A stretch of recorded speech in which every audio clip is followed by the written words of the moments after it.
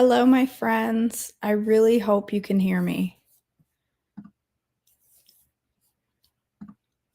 My Bluetooth, I should have shut it off before I started this. No, it's still off. So you should be able to hear me. We should be clear screen, clear sound, clear all the things on the first attempt. Someone please tell me you can hear me. Oh, thank goodness. Thank you, Shirley. All right, girls. Happy January 27th. Happy Wisdom Workshop Day. Woo, busy week for me. All right, we are on January 27th. Job speaks of his anguish, Job 31 through 31. But now I am mocked by people younger than I, by men whose fathers are not worthy to run with my sheepdogs. A lot of good they are to me, those worn out wretches. They are gaunt from poverty and hunger. They claw the dry ground in desolate wastelands. They pluck wild grains from among the bushes and eat from the roots of broom trees. I wonder what a broom tree looks like. They are driven from human society. People shout at them as if they were thieves. So now they live in frightening ravines, in caves, and among the rocks. They sound like animals howling among the bushes, huddled together beneath the nettles. They are nameless fools, outcasts in society. And now they mock me with vulgar songs. They taunt me. They despise me and won't come near me, except to spit in my face. For God has cut my bowstring. He has humbled me. So they have thrown off all restraint. These outcasts oppose me to my face. They send me sprawling. They lay traps in my paths. They block my road and do everything they can to destroy me. They know I have no one to help me. They come at me from all directions. They jump on me when I am down. I live in terror now. My honor has blown away in the wind, and my prosperity has vanished like a cloud. And now my life seeps away. Depression haunts my days. At night, my bones are filled with pain, which gnaws at me relentlessly. With a strong hand, God grabs my shirt. He grips me by the collar of my coat. He has thrown me into the mud. I'm nothing more than dust and ashes. I cry to you, O God, but you don't answer. I stand before you, but you don't even look. You have become cruel toward me. You use your power to persecute me. You throw me into the whirlwind and destroy me in the storm. And I know you are sending me to my death, the destination of all who live. Surely no one would turn against the needy when they cry for help in their trouble. Did I not weep for those in trouble? Was I not deeply grieved for the needy? So I looked for good, but evil came instead. I waited for the light, but darkness fell.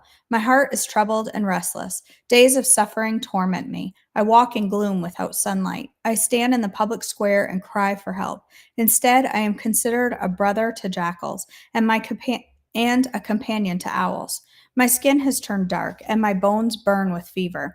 My harp plays sad music, and my flute accompanies those who weep. Job's final protest of innocence, Job 31, 1 through 40. I made a covenant with my eyes not to look with lust at young women. For what has God chosen for us? What is our inheritance from the Almighty on high? Isn't it a calamity for the wicked and misfortune for those who do evil? Doesn't he see everything I do and every step I take? Have I lied to anyone or deceived anyone?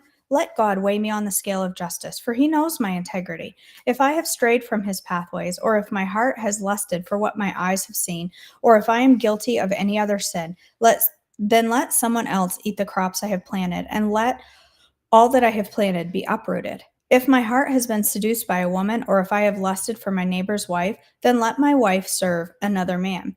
Let another man sleep with her, for lust is a shameful sin, a crime that should be punished. It is a fire that burns all the way to hell. It would wipe out everything I own. If I have been unfair to my male or female servants when they brought their complaints to me, how could I face God? What could I say when he questioned me? For God created both me and my servants. He created us both in the womb. Have I refused to help the poor or have crushed the hopes of the widows? Have I been stingy with my food and refused to share it with orphans? No. From childhood, I have cared for orphans like a father, and all my life I have cared for widows whenever I saw the homeless without clothes and the needy with nothing to wear. They did not praise me for providing wool clothing. Did they not praise me for providing wool clothing to keep them warm? If I raised raise my hand against an orphan, no, let my shoulder be wrenched out of place. Let my arm be torn from its socket. That would be better than facing God's judgment. For if the majesty of God opposes me, what hope is there? Have I put my trust in money or felt secure because of my gold? Have I gloated about my wealth and all that I own? Have I looked at the sun shining in the skies or the moon walking down its silver pathway and been secretly enticed in my heart to throw kisses at them in worship? If so, I should be punished by the judges, for it would mean I have denied the God of heaven. Have I ever rejoiced when disaster struck my enemies or become excited when harm came their way? No, I have never sinned by cursing anyone or by asking for revenge. My servants have never said, He let others go hungry. I have never turned away a stranger, but I have opened my doors to everyone. Have I tried to hide my sins like other people do, concealing my guilt in my heart? Have I feared the crowd or the contempt of the masses so that I kept quiet and stayed indoors? If only someone would listen to me. Defense. Let the Almighty answer me. Let my accuser write out the charges against me. I would face the accusations proudly. I would wear it like a crown, for I would tell him exactly what I have done. I would come before him like a prince. If my land accuses me and all of its furrows cry out together, or if I have stolen its crops or murdered its owners, then let the thistles grow on the land instead of wheat, and weeds instead of barley. Job's words are ended. Okay. All right. I've got like a hive or something. It's driving me crazy. All right. So we are on chapter 23. This chapter is called Standing Up to the Bully. We might actually read this one in 2 days. It's kind of long. All right. Faith comes from hearing the message, and the message is heard through the word of Christ. Romans 10:17. Do you remember the bully from elementary school? Yes, I do. No matter which school you attended or where you lived, there was always a bully. He or she was the one who caused trouble wherever he went and would pick on other kids for seemingly insignificant reasons. You could see terror in the eyes of his targets, and others would stay away in fear that he would turn his attention towards them. The bully could steal lunches, money, books, and most devastatingly, dignity. Kids would come to school expecting to be taken advantage of or harassed. They would feel defeated even before they arrived at school. We as Christians sometimes feel that same way. We allow the enemy to bully us and deplete our faith. Thus, we walk around feeling defeated before we even get started. One of the most prominent tactics that the enemy uses is discouragement. Discouragement is defined as a state of being deprived of courage, confidence, or enthusiasm. It is the typical bully.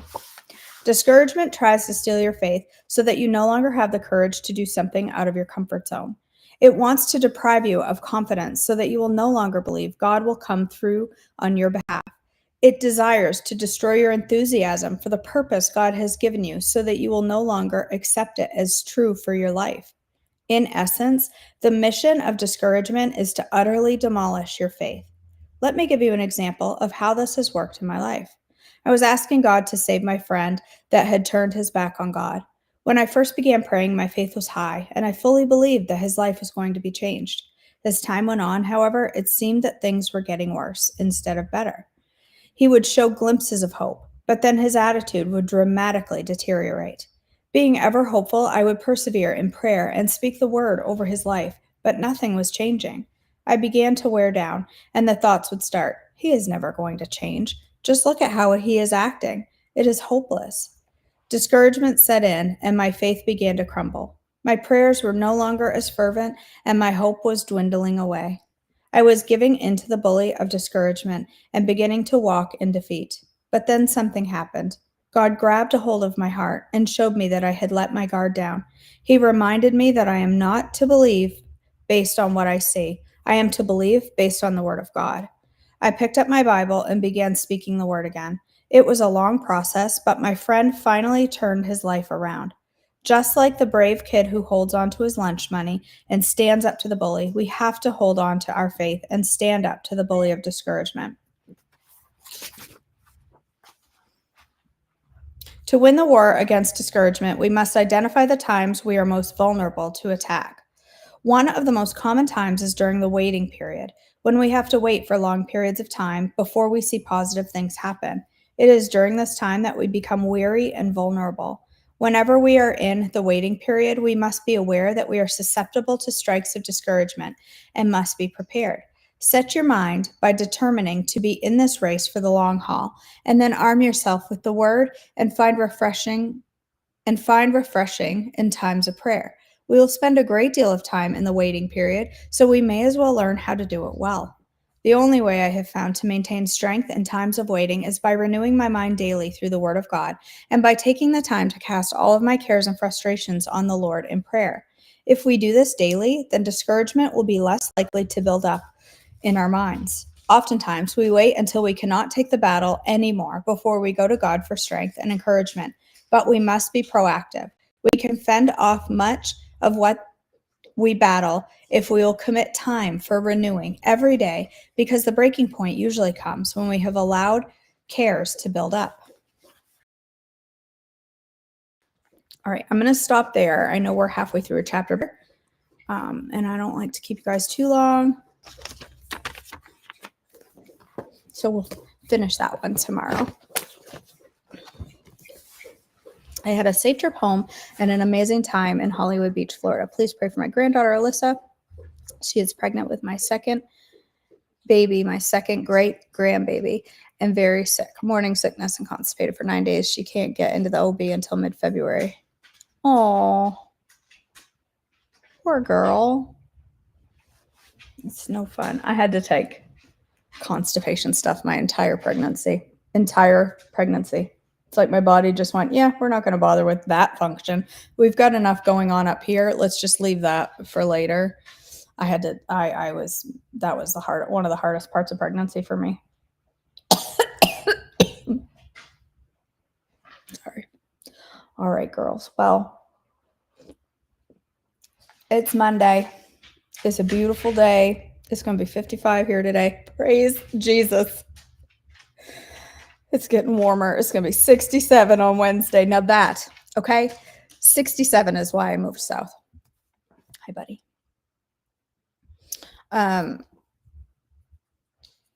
What was I going to say? I will be making breakfast live later today. I have a one-on-one at 8 o'clock. And then I think I can make breakfast right after that. Let me look at my calendar. Mondays are my busiest day of the week.